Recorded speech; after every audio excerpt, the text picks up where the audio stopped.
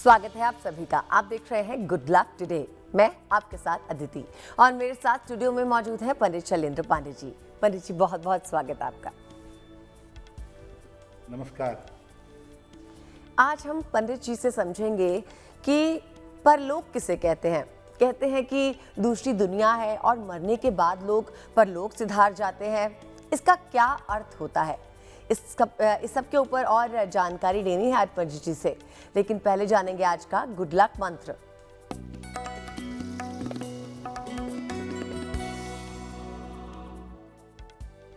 अगर आप कूड़े में या सड़क पर अन्न फेंकते हैं, अनाज फेंकते हैं, बहुत सारे लोग खाना छोड़ देते हैं थाली में या खाना बच जाता है तो उसको कूड़े में या सड़क पर फेंक देते हैं। ऐसा करने वालों को जीवन में बड़े आर्थिक नुकसान का सामना करना पड़ेगा। जीवन में पैसे और रुपयों का एक बड़ा नुकसान जरूर हो सकता है। जी पंडित जी, अब हमें बताइए 21 अगस्त 2024 यानी बुधवार का पंचांग।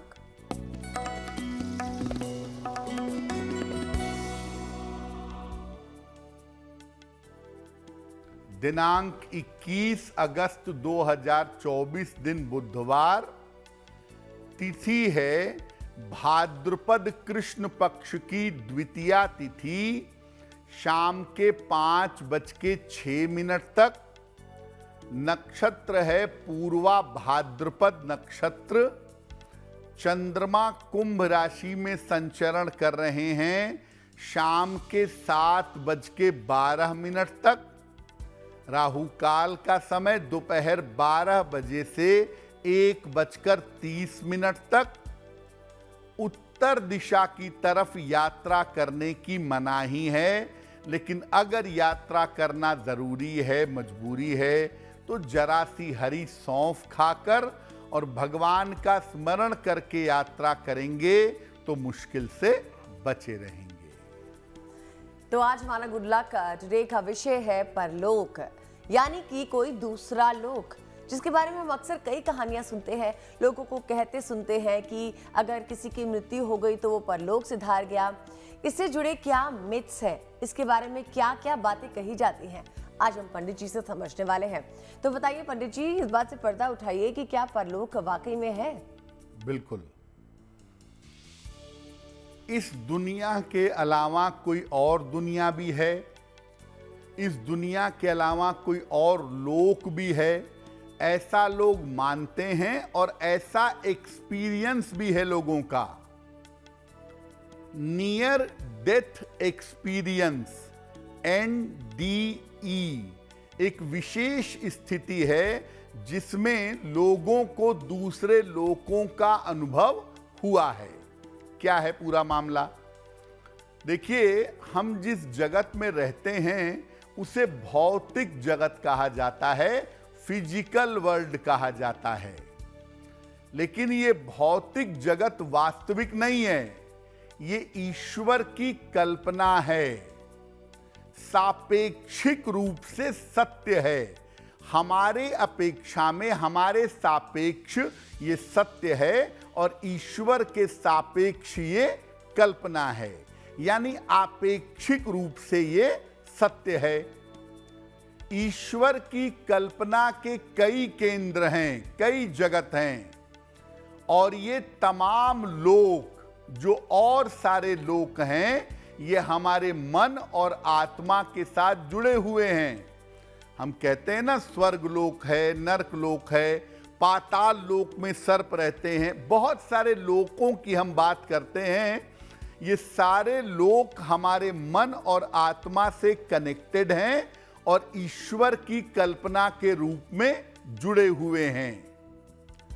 जैसे हमारा फिजिकल वर्ल्ड है, भौतिक जगत है, जिसे हम आंखों से देखते, कानों से सुनते और महसूस कर पाते हैं, उसी तरह से भौतिक जगत के साथ एक सूक्ष्म जगत भी है, और ये हमें सामान्य आंखों से नहीं दिखता। या तो ये हमें ध्यान के माध्यम से दिखता है, या कभी कभी एक झलक दिख जाती है, नींद में दिख गई, साधना करते समय दिख गई, कभी कभी एक झलक इसकी लोगों को दिख जाती है। ये जो सूक्ष्म जगत है, इस सूक्ष्म जगत में भी तमाम लोग रहते हैं, लेकिन सूक्ष्म जगत के लोगों के पास पृथ्वी तत्व नहीं होता, इसीलिए उन्हें देख पाना भी आसान नहीं होता। तो सामान्य आंखों से, सामान्य बुद्धि से आप सूक्ष्म जगत को और सूक्ष्म जगत के लोगों को सामान्यतः नहीं देख पाएंगे। जी पंडित जी, अब हमें बताइए मेष, वृषभ और मिथुन राशि वालों के लिए बुधवार का दिन कैसा है?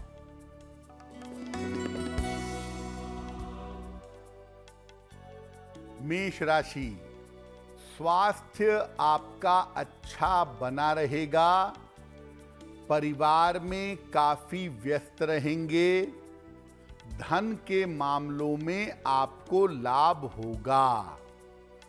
किसी निर्धन व्यक्ति को अगर धन का दान कर दें तो आपका दिन और भी ज्यादा बेहतर होगा। शुभ रंग होगा आपके लिए पीला, और भाग्य का मीटर आपको नंबर दे रहा है 70% मध्यम भाग्य आपके साथ बना हुआ है।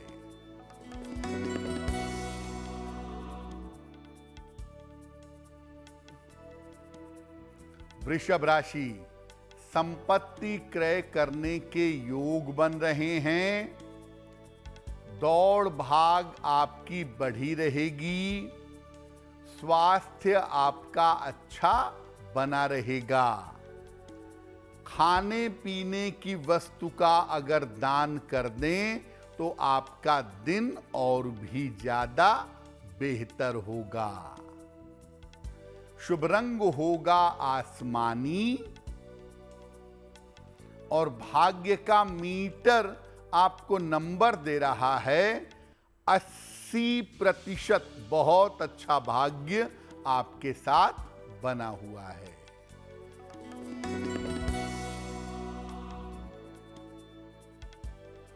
मिथुन राशि, काम का बोझ हल्का रहेगा, करियर में आपके लाभ होगा, पारिवारिक समस्याएं हल होंगी। भगवान गणेश की अगर उपासना करें तो आपका दिन और भी ज्यादा बेहतर होगा। शुभ रंग होगा आपके लिए नीला,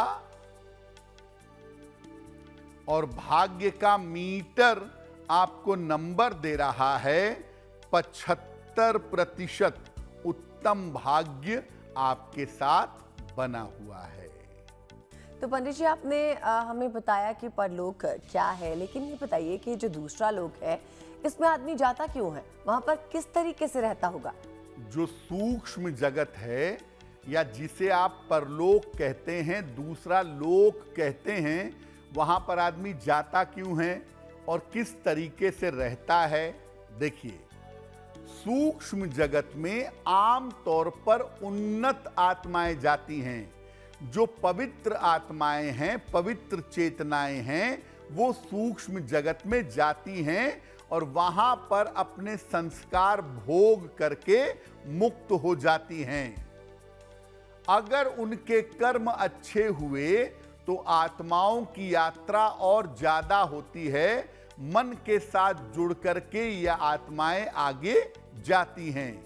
नहीं तो कुछ समय के बाद ऐसी आत्माओं को भौतिक जगत में वापस लौटना पड़ता है।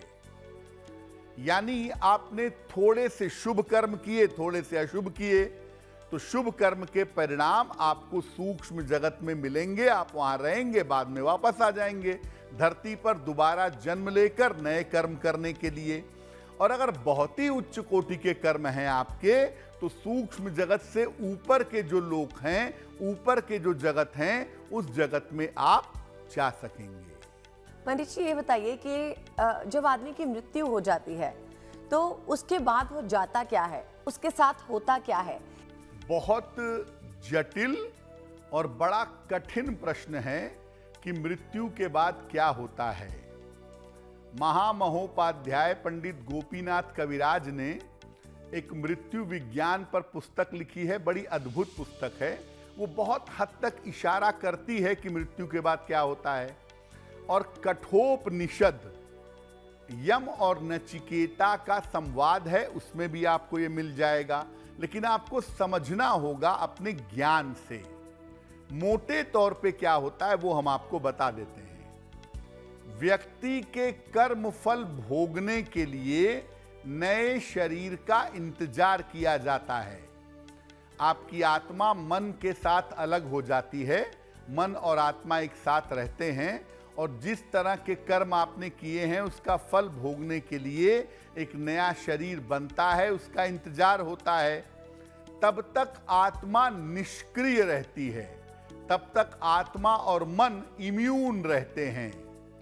जैसे ही व्यक्ति के कर्म और संस्कारों के हिसाब से गर्भ तैयार होता है, व्यक्ति की आत्मा उसी मन के साथ प्रवेश करके नए शरीर का निर्माण कर देती है। अगर कोई बड़ा पापी आत्मा है तो उसको दोबारा जन्म लेने में बड़ा समय लगेगा, क्योंकि उसके लायक, उसके कष्ट भोगने लायक वैसा बुरा शरीर भी चाहिए। अगर कोई बहुत पुण्य आत्मा है तो उसको भी बहुत समय लगेगा, क्योंकि उसको बड़ा शुद्ध तरह का शरीर चाहिए। तो जो बहुत पापी हैं, जो बहुत पुण्यात्मा हैं, उनको जन्म लेने में वक्त लगता है, बहुत साल लग जाते हैं, कभी कभी सैकड़ों साल भी लगते हैं। और सामान्य लोगों का आम तौर पर तुरंत जन्म होता है, उनमें बहुत समय नहीं लगता है। साधना की कुछ विशेष दशाएं होती हैं जिसमें जीते जी आत्मा को शरीर से अलग कर सकते हैं, लेकिन ये मृत्यु नहीं होती। हाँ, साधना में एक स्टेटस ऐसी आती है कि आपका शरीर तो ध्यान में बैठा है, लेकिन आत्मा शरीर से बाहर निकल के पूरी दुनिया घूम के वापस शरीर में लौट आती है। ऐसे अनुभव भी लोगों के पास हैं, लेकिन ये मृत्यु नहीं है, ये एक विशेष तरह की साधना की अवस्था मानी जाती है। जी पंडित जी, अब हमें बताइए कर्क, सिंह और कन्या राशि वालों के लिए बुधवार का भाग्य फल क्या है?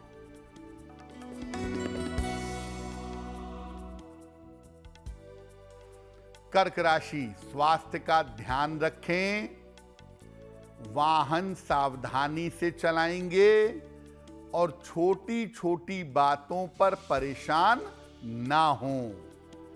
किसी निर्धन व्यक्ति को अगर हरे फल का दान कर दें तो दिन की मुश्किलें कम हो जाएंगी। शुभ रंग जिसका प्रयोग करके दिन को बेहतर बना सकते हैं वो शुभ रंग होगा सुनहरा।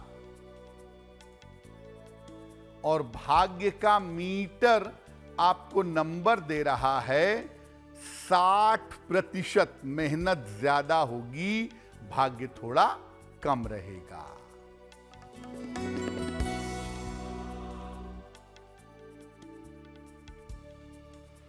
सिंह राशि, संतान पक्ष को बड़ी सफलता मिलेगी, रुका हुआ धन आपको मिल जाएगा, पारिवारिक जिम्मेदारियां आपकी बढ़ेंगी। किसी निर्धन व्यक्ति को अगर धन का दान कर दें तो और भी अच्छा होगा। शुभ रंग होगा आपके लिए लाल।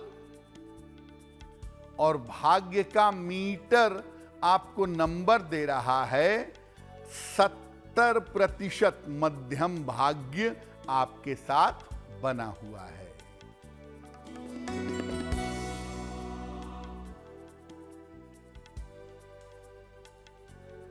कन्या राशि, स्वास्थ्य में सुधार होगा, करियर में सफलता मिलेगी। काम हालांकि थोड़ा बढ़ा रहेगा, काम की अधिकता रहेगी। खाने पीने की वस्तु का दान कर दें तो दिन और भी बेहतर होगा। शुभ रंग होगा आपके लिए सिल्वर यानी चांदी जैसा रंग। और भाग्य का मीटर आपको नंबर दे रहा है 65%। जितनी मेहनत करेंगे उतना ही आपको लाभ होगा। चलिए बात करते हैं हमारे दर्शकों के सवाल की, यानी कि अगर दर्शकों में कोई हमें सवाल भेजता है तो पंडित जी प्रोग्राम में उसका जवाब देते हैं। आपकी अगर कोई भी समस्या है, किसी भी तरह की बात आप पंडित जी से करना चाहते हैं तो आप हमें मेल लिख भेजिए। हमारा ईमेल एड्रेस आप ही की स्क्रीन पर है। अब जानते हैं वो कौन है पहले दर्शक जिनका सवाल पंडित जी ले रहे हैं। बताइए पंडित जी। जी,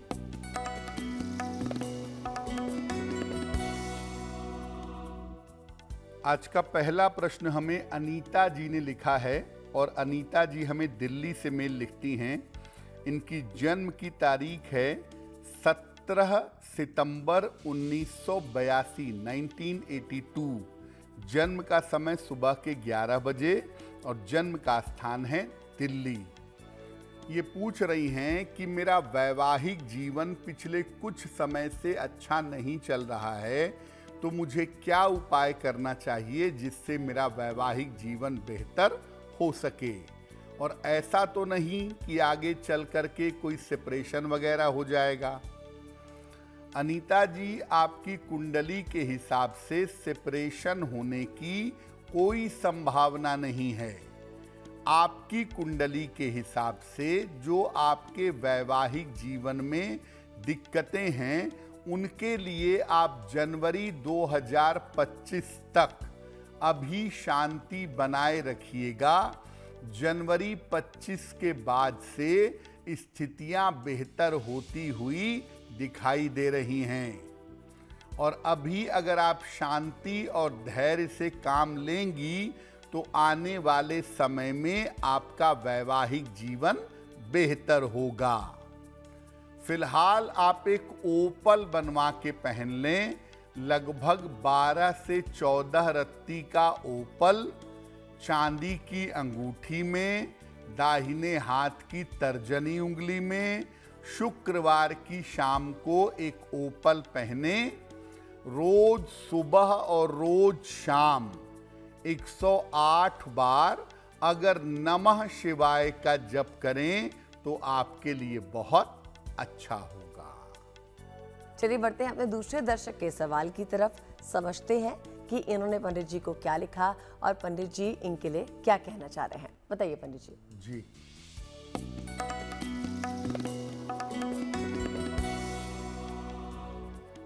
अगला प्रश्न हमें अनूप जी ने लिखा है और अनूप जी हमें मेल लिखते हैं वाराणसी से। इनकी जन्म की तारीख है 16 नवंबर सन 2000। जन्म का समय शाम के 4:05 और जन्म का स्थान है वाराणसी। ये कह रहे हैं कि मैं सरकारी नौकरी की तैयारी कर रहा हूं, क्या मुझे गवर्नमेंट जॉब मिल सकेगी, उसकी संभावनाएं क्या हैं? अनूप जी, आपकी कुंडली के हिसाब से अगर आप फाइनेंस या बैंकिंग के क्षेत्र में गवर्नमेंट जॉब की कोशिश करें तो फाइनेंस या बैंकिंग के क्षेत्र में आप गवर्नमेंट जॉब जरूर पा सकते हैं। और अभी आपकी उम्र लगभग 24 साल होने जा रही है। जब आप 26 साल पूरे करेंगे तब आपके करियर में सफलता की संभावना ज्यादा है। 2 उपाय करिए। नित्य प्रातः सूर्य भगवान को जल अर्पित करिए, सादा जल, प्लेन वाटर, और एक ओपल बनवा के पहनिए। लगभग 10-12 रत्ती का ओपल चांदी की अंगूठी में, दाहिने हाथ की तर्जनी उंगली में। शुक्रवार की शाम को ओपल पहनने से आपको लाभ होगा। पंडित जी बताइए कि मृत्यु के बाद किस तरह की योनियों में जाया जाता है?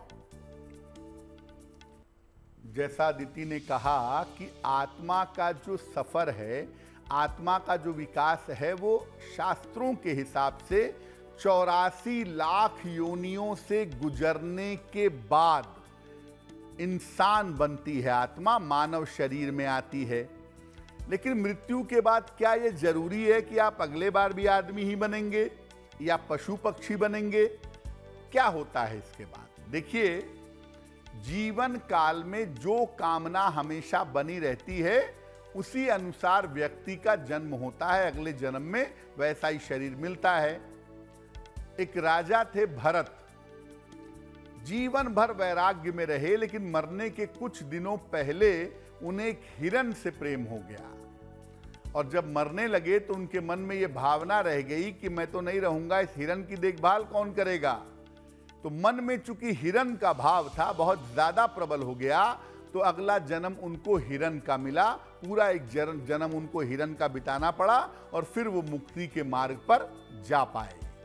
तो जैसी भावना जीवन भर आपकी प्रभावशाली होती है, वैसे ही योनि में, वैसे ही शरीर में आप जाते हैं। मृत्यु के समय व्यक्ति के मन में जैसे भाव होते हैं, उसी प्रकार की योनि मिलती है। शास्त्र कहता है, अंते मति सा गति। अंत के समय में जैसा भाव, वैसा ही शरीर, वैसा ही परिवार। अब ज्यादातर लोग मरते समय अपने बच्चों के बारे में, पति पत्नी के बारे में, घर द्वार के बारे में सोचते हैं। इसलिए 90% लोग ऐसे हैं जो घूम फिरकर अपने परिवार में ही जन्म लेते हैं, परिवार के आसपास ही, बहुत दूर नहीं जाते। जो 10% विलक्षण लोग होते हैं, जिनको मृत्यु के समय भी ईश्वर का स्मरण होता है, केवल वही आगे के मार्ग पर बढ़ पाते हैं। वैसे कुल मिलाकर व्यक्ति 2 तरह की योनियों में जाता है, एक प्रेत योनि में और एक पितृ योनि में। पितृ योनियों में गंधर्व, विद्याधर, यक्ष और सिद्ध योनियां होती हैं। सिद्ध योनि सर्वश्रेष्ठ योनि होती है। कैसी होती है ये? आप जीवन में जब साधना करते हैं, पूजा उपासना करते हैं, तो आपके मन में आता है कि मैं बहुत सारे लोगों का भला कर पाता तो कितना बढ़िया होता, मैं बहुत सारे लोगों की सहायता कर पाता तो कितना बढ़िया होता। अगले जन्म में वो ऐसी स्थिति में पैदा होते हैं जहां वो बहुत सारे लोगों की सहायता और देखभाल कर पाते हैं। सिद्ध योनि वाले लोग इसी क्रम में आते हैं। जी पंडित जी, बताइए तुला, वृश्चिक और धनु राशि वालों के लिए बुधवार का भाग्यफल।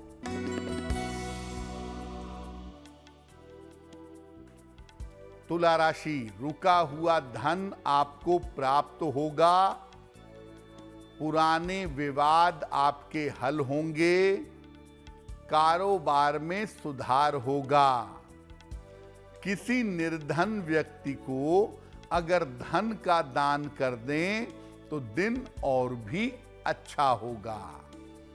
शुभ रंग होगा धानी और भाग्य का मीटर आपको नंबर दे रहा है 75%। उत्तम भाग्य आपके साथ बना हुआ है।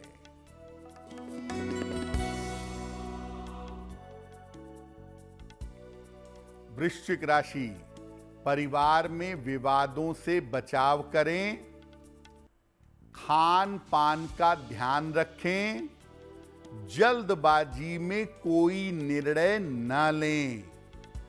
किसी निर्धन व्यक्ति को अगर हरे फल का दान कर दें तो दिन की मुश्किलें कम हो जाएंगी। शुभ रंग होगा आपके लिए क्रीम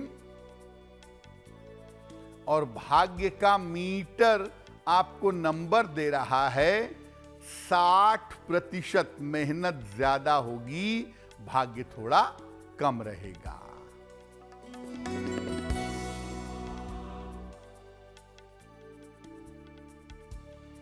धनु राशि, काम की रुकावट दूर होगी।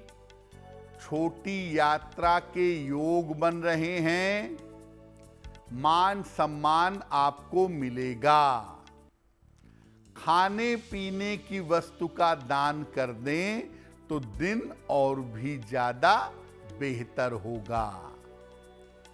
शुभ रंग होगा आपके लिए लाल और भाग्य का मीटर आपको नंबर दे रहा है 70% मध्यम भाग्य आपके साथ बना हुआ है। पंडित जी, आपने हमें दो योनियों के बारे में बताया, प्रेत योनि और पितृ योनि, तो बताइए इनके बीच का अंतर क्या है? बहुत सारे लोग कहते हैं किसी का देहांत हुआ वो प्रेत बन गया, और कुछ लोग कहते हैं कि हमारे पितृ हैं जो हमें आशीर्वाद देते हैं। इनमें अंतर क्या है? देखिए, व्यक्ति बहुत जब ज्यादा पाप कर्म करता है और उसके बाद मृत्यु प्राप्त करता है और उसकी तमाम इच्छाएं पूरी नहीं हुई होती हैं, तो अपनी इच्छाओं की पूर्ति के लिए वो भटकता रहता है। भूत प्रेत नहीं, ये प्रेत योनि में जाता है। आत्मा जो है वो अतृप्त इच्छाओं वाले मन को लेकर के भटकती रहती है, इसको प्रेत योनि कहेंगे। ऐसे प्रेत योनि की आत्माएं अतृप्त रहती हैं और लंबे समय तक भटकती रहती हैं, जब तक उनकी मुक्ति के उपाय ना किए जाएं। अस्वाभाविक मृत्यु, आत्महत्या और दुर्घटनाओं में व्यक्ति अक्सर प्रेत योनि में जाता है। हालांकि देखिए, अस्वाभाविक मृत्यु कुछ नहीं होती, जिसका समय आता है वही जाता है, अकाल मृत्यु जैसा कुछ नहीं होता।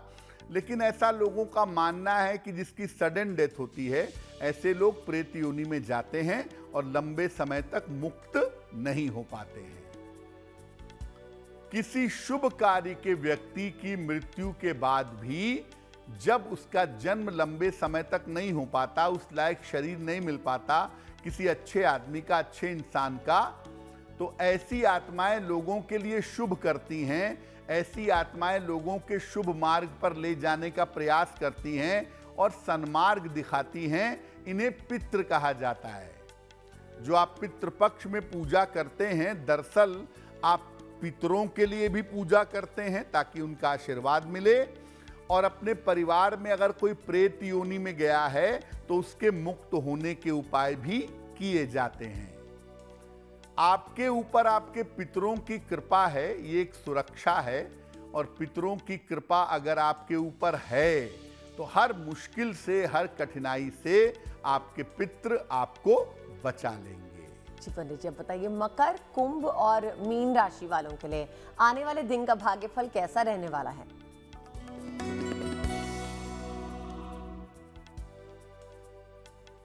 मकर राशि, धन लाभ के योग बन रहे हैं, संपत्ति खरीद सकते हैं, कोई शुभ सूचना आपको प्राप्त होगी। किसी निर्धन व्यक्ति को अगर धन का दान कर दें तो दिन और भी बेहतर होगा। शुभ रंग होगा आपके लिए क्रीम, और भाग्य का मीटर आपको नंबर दे रहा है 80%। बहुत अच्छा भाग्य आपके साथ बना हुआ है।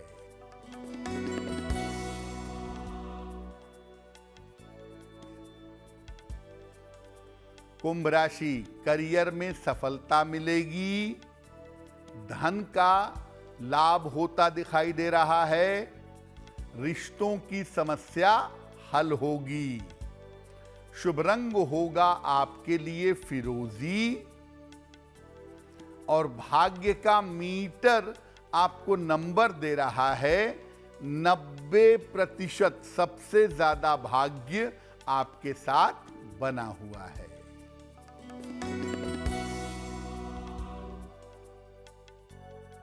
मीन राशि, स्वास्थ्य का ध्यान बनाए रखें, वाद विवाद से बचाव करें, धन के खर्चों पर ध्यान दें। किसी निर्धन व्यक्ति को अगर हरे फल का दान कर दें तो दिन कुछ हद तक बेहतर होगा। शुभ रंग होगा आपके लिए भूरा, और भाग्य का मीटर आपको नंबर दे रहा है 60%। मेहनत ज्यादा होगी, भाग्य थोड़ा कम रहेगा। आइए पंडित जी से अब जानते हैं कि वो हमारे तीसरे दर्शक जो हैं जिन्होंने हमें सवाल भेजा है कौन है और इनकी क्या समस्या का समाधान है, बताइए पंडित जी। जी,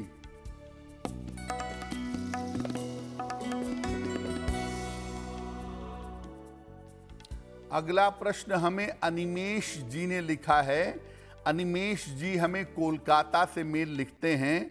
इनकी जन्म की तारीख है 24 मार्च 1979, 1979। जन्म का समय है शाम के 4 बजे और जन्म का स्थान है हावड़ा, पश्चिम बंगाल। अनिमेश जी पूछ रहे हैं कि मेरा एक मुकदमा नौकरी को लेकर के लंबे समय से चल रहा है, क्या वो मुकदमा मेरे पक्ष में डिसाइड होगा और आने वाला समय मेरे करियर के हिसाब से कैसा है। अनिमेश जी, आपकी कुंडली के हिसाब से इस साल के अंत तक ये जो मुकदमा आपका चल रहा है अपनी नौकरी को लेकर के, ये मुकदमा आपके पक्ष में डिसाइड होगा और आप बेहतर नौकरी पा जाएंगे। आने वाला समय आपका अच्छा है, उसमें बहुत चिंता की आवश्यकता नहीं है। केवल आप 2025 में अक्टूबर तक, जनवरी से लेके अक्टूबर तक अपने स्वास्थ्य का ध्यान बनाए रखिएगा। फिलहाल आप ऐसा करें, रोज सुबह और रोज शाम एक एक बार संकट मोचन हनुमानाष्टक, संकट मोचन हनुमानाष्टक का पाठ करें और हर शनिवार की शाम को पीपल के वृक्ष के नीचे सरसों के तेल का दीपक जलाएं, आपको लाभ होगा। चलिए अब जानते हैं कि हमारे आखिरी दर्शक का सवाल क्या है और इसका समाधान जानने से पहले जान लेते हैं कि आगे मतलब मैं आपको बता दूं कि आगे आपके लिए एक विशेष राशि जो है वो इंतजार कर रही है जिसका चयन पंडित जी खुद करेंगे। चलिए अब जानते हैं कौन है वो दर्शक, बताइए पंडित जी। जी,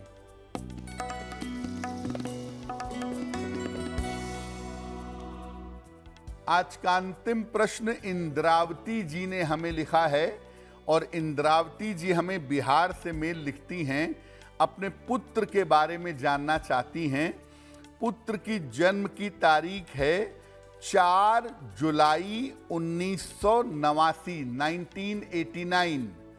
जन्म का समय सुबह के 9 बजे और जन्म का स्थान है बेगूसराय, बिहार। ये पूछ रही हैं कि मेरे पुत्र का विवाह कब होगा और उसका वैवाहिक जीवन कैसा रहेगा। देखिए इंद्रावती जी, आपके पुत्र की कुंडली के अनुसार आपके पुत्र के विवाह का समय चल रहा है और अब से लेकर के अगले साल के मार्च के भीतर इनके विवाह होने की संभावना बढ़िया है। अगले साल के मार्च के अंदर इनका विवाह होगा, लेकिन जब भी विवाह करिएगा कुंडली मिला करके सोच समझ करके निर्णय लीजिएगा। फिलहाल अपने बेटे को एक ओपल बनवा के पहना दें, 10-12 रत्ती का ओपल, चांदी की अंगूठी में, दाहिने हाथ की तर्जनी उंगली में। शुक्रवार की शाम को ओपल पहनाने से लाभ होगा। पंडित जी, जिनका जन्मदिन 21 अगस्त को है यानी कि बुधवार को, बताइए उनके आने वाला साल कैसा रहेगा।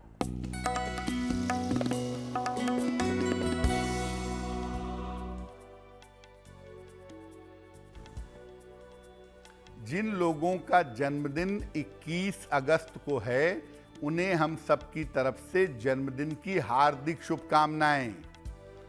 आने वाले वर्ष में आपके करियर में सुधार होता हुआ दिखाई दे रहा है। धन की स्थिति आपकी कुल मिला जुला कर ठीक रहेगी और इस साल में आपको वाहन और संपत्ति का लाभ हो सकता है। स्वास्थ्य के मामले में इस साल में थोड़ा उतार चढ़ाव रह सकता है। क्या करेंगे? पूरे साल भर बृहस्पति देव के मंत्र का जप करेंगे। ओम ब्रीम बृहस्पतये नमः। अगर इस मंत्र का जप पूरे वर्ष भर आप करें तो निश्चित रूप से आपको लाभ होगा। और अब बात करते हैं आज की जिज्ञासा के बारे में। जिज्ञासा ये है कि क्या पूर्व जन्म के बारे में आसानी से जाना जा सकता है? जानते हैं पंडित जी से। पूर्व जन्म की बातें भी बड़ी रहस्यमयी हैं और होता जरूर है पूर्व जन्म, और इसका प्रभाव जीवन पर दिखता है। इसके बारे में जानेंगे कैसे? पूर्व जन्म के बारे में ज्यादातर लोग काल्पनिक बातें करते हैं जिसका कोई सर पैर नहीं होता। अब आपसे कह दिया जाए कि पूर्व जन्म में आप महाराजा थे, आपके पास क्या सबूत थे या नहीं थे? तो ज्यादातर लोग काल्पनिक बातें करते हैं और बिना किसी आधार के उल्टे सीधे अनुमान लगाते रहते हैं।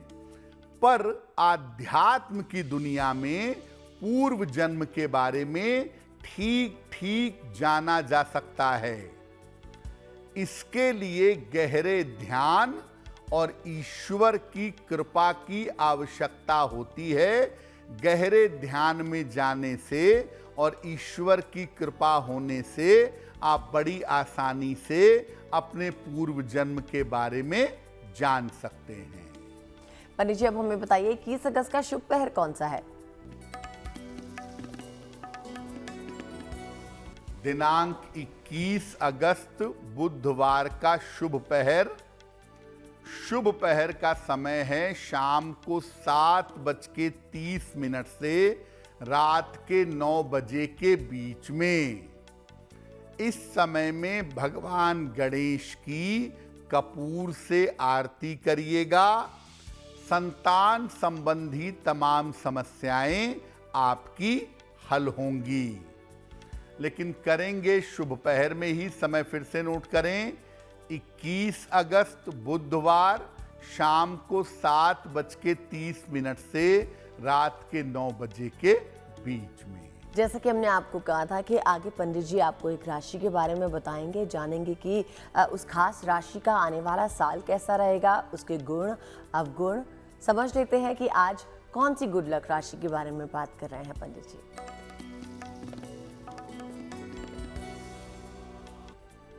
हम आपको बता रहे हैं कि अलग अलग राशि के लोगों के संबंध अपने भाई बहन के साथ कैसे होते हैं। आज की गुड लक राशि है मिथुन राशि। सामान्यतः इनका संबंध अपने भाई बहनों के साथ बहुत अच्छा नहीं रहता। अक्सर इनका व्यवहार, इनका स्वभाव संबंधों को पूरी तरह से खराब कर देता है। अब जानेंगे पंडित जी से आज का महा उपाय, यानी कि एक ऐसा उपाय जो आपके जीवन को बेहद सरल बना सकता है।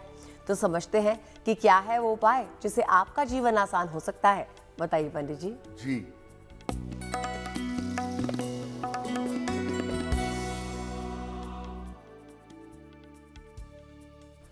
बहुत सारे लोगों को सपने में वो लोग दिखते हैं जिनकी डेथ हो गई है और वो घबराते बहुत हैं इस तरह के सपनों से। तो अगर आपको सपने में मरे हुए लोग दिखते हैं तो क्या करें?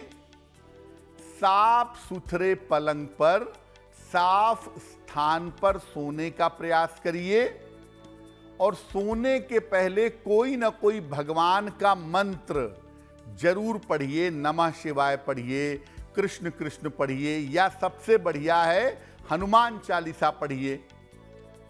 और शिव मंत्र अगर पढ़ें या गायत्री मंत्र अगर पढ़ें तो और भी बढ़िया रहेगा।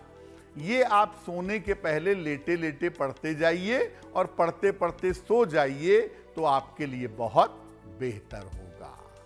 जाना पंडित जी से आज का महा उपाय, और इसी के साथ वक्त है आपसे विदा लेने का। पंडित जी बहुत बहुत शुक्रिया हमारे साथ जुड़ने के लिए। धन्यवाद। साथ ही मुझे यानी आदित्य को दीजिए इजाजत, और देश और दुनिया की बाकी खबरों के लिए देखते रहिए GNT यानी गुड न्यूज टुडे।